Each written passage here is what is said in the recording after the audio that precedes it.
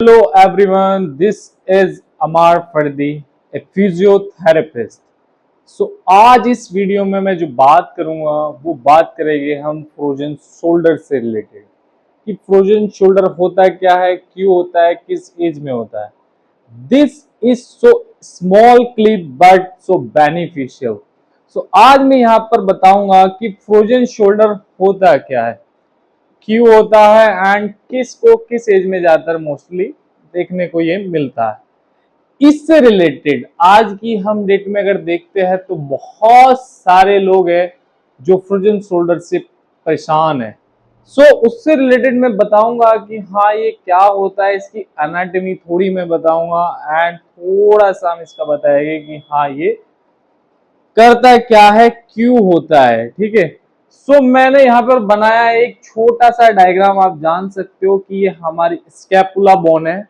This is our scapula bone, you can see here. And the second, this is the humerus bone जो हमारे इस joint को connect करती है एक दूसरे से एंड इसको मिलके बनाती है शोल्डर जॉइंट. शोल्डर जॉइंट से रिलेटेड समस्या है तो ऑफ कोर्स हम शोल्डर जॉइंट के बारे से रिलेटेड इससे जितनी भी एनाटॉमी है यहां पर जानेंगे. हमारा जो ह्यूमरस बोन होता है, ह्यूमरस बोन कनेक्ट होता है स्कैपुला से. This is scapula, okay, sorry, and this is humerus. ये दो बोन है जिससे मिलके हमारा जॉइंट बनता है, जिसको हम बोलते हैं ग्लिनो-ह्यूमरल जॉइंट, GH जॉइंट. हमारी बॉडी का एक बड़ा जॉइंट होता है. ठीक है. इसके आसपास भी बहुत सारे जॉइंट है जो इसको मिलके बनाते कॉम्प्लेक्स. ओके. हम यहाँ पर जानेंगे क्या कैप्सूल के बारे में कि कैप्सूल क्या है. ठीक है. एक कैप्सूल होता है जो हमारी ह्यूमरस बोन एंड स्कैपुला दोनों को आपस में कनेक्ट रखता है. क्या रखता है? कनेक्ट रखता है. उस कैप्सूल का काम क्या है? वो हमारा जो जॉइंट है उसको स्टेबिलिटी प्रोवाइड करता है एंड उसमें फ्लूइड कंटेंट करता है जो उस जॉइंट को मोबाइल करने में हमारी हेल्प करता है. राइट. क्या करता है? हेल्प करता है. हमारा जो जॉइंट है ग्लिनो-ह्यूमरल, ह्यूमरस एंड स्कैपुला, इन दोनों बोन को कनेक्ट कर देता है और कनेक्ट करके क्या बनाता है? जॉइंट. और जो ये कैप्सूल है ये इसके चारों तरफ घिरा होता है, यानी कि हेड को एंड हमारी स्कैपुला को जकड़े हुए. एंड देन यहाँ पे काम क्या कर रहा है वो उसको, कि वो उसको स्टेबल कर रहा है. फॉर एग्जांपल वो उसको रोके हुए, ठीक है, शोल्डर को रोके हुए लाइक दिस. एंड इसके अंदर एक मोबिलिटी फ्लूइड होता है जो इसको मोबिलिटी कराता है हमारा. इस तरीके से हम कर सकते हैं ये movement, flexion, abduction, adduction, rotation. This type of movement हमको हेल्प करता है इसका फ्लूइड कराने के लिए. हमने जाना कि हाँ भाई कैप्सूल है हमारे शोल्डर जॉइंट के अंदर, कैप्सूल है जो हमें इसको जॉइंट को पकड़े हुए है. राइट. ये हमने जान लिया. नाउ हम जानेंगे कि भाई फ्रोजन शोल्डर हो कैसे जाता है. हम अपने टॉपिक पे. तो ये जो जॉइंट का कैप्सूल है इसमें कभी कभी हम क्या देखते हैं? इन्फ्लाम्ड, मतलब इन्फ्लामेशन ऑफ कैप्सूल. ये जो कैप्सूल है इसमें इन्फ्लामेशन हो जाती है, स्वेलिंग हो जाती है. कारण उसके बहुत सारे हैं.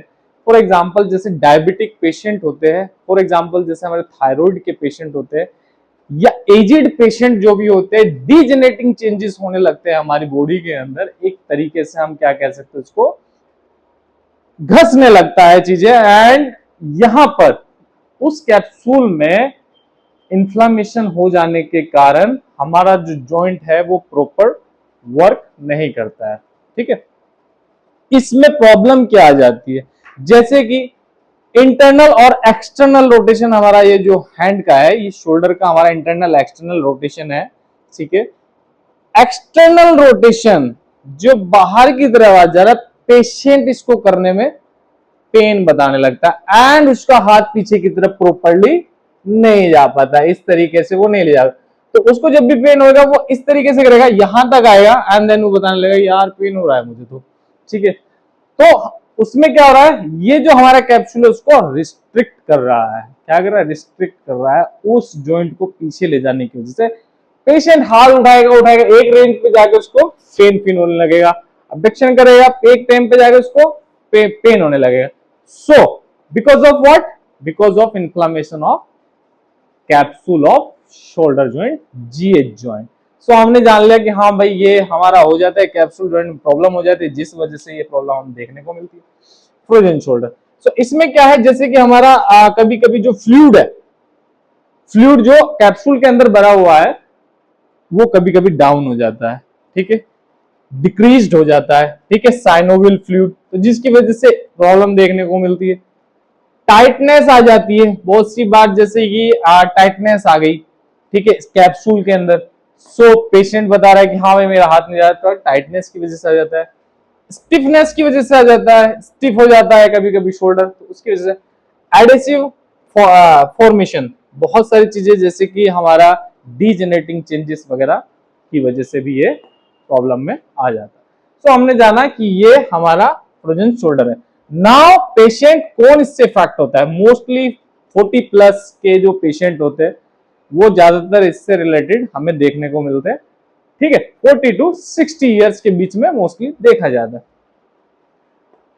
एंड भाई ये हो तो रहा है, ठीक है, लेकिन इससे रिलेटेड क्या है, डायबिटीज थायराइड पेशेंट है उनसे रिलेटेड मोस्टली ये देखने को मिलता है, राइट। तो हमने यहाँ पर जाना फ्रोजन शोल्डर से रिलेटेड थोड़ी सी इंफॉर्मेशन, ठीक है।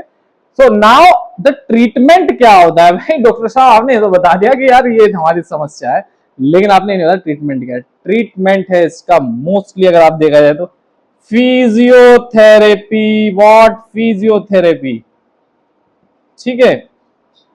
फिजियोथेरेपी में इसका बहुत बढ़िया इलाज है जो आप करा सकते हो, आपने नियर बाय किसी भी थेरेपिस्ट के पास जाइए, अगर ये कंडीशन है एंड आपका थेरेपिस्ट को नॉलेज है एंड आपके थेरेपिस्ट को mobilities and the manually the hand is so must important for physiotherapist. अगर उसको फिजियोथेरेपी से आपको मैनुअली अगर वो करता है, आपके रेंज ऑफ मोशन निकालता है, that's means you are in the right hand, okay. So mostly क्या करते हैं इसमें फिजियोथेरेपी से रिलेटेड हम एक्सरसाइज का stretching, straining, mobility exercise like Mulligan technique, this type of therapy हम प्रोवाइड कराते हैं जिससे पेशेंट की रेंज ऑफ मोशन में इंप्रूवमेंट देखने को मिलता है। So guys this is information related to what, frozen shoulder. Frozen shoulder हमने आपको बता दिया, नेक्स्ट टाइम हो सकता है तो मैं आपको बताऊंगा stages about the frozen shoulder. So यहां है मेरा manual physiotherapy insta ID, if you can see this, and this is my manual physiotherapy, manual physiotherapy. आप इंस्टा पे भी अगर इसको सर्च करोगे तो आपको मिल जाएगा, मेरी पिक्चर लगी होगी उसमें मैं बैठा हूं, ठीक है, वो आप देख सकते हो, वहां पे आप जाके मुझे फॉलो कर सकते हो। वहां पर मैं डेली आपको एक कंडीशन के बारे में समझाता हूं जो आपकी हेल्प करती है आपकी कंडीशन को इंप्रूव करने के लिए, okay. And now we will finish this topic here. So thank you so much guys, मिलते हैं आपसे नेक्स्ट वीडियो में।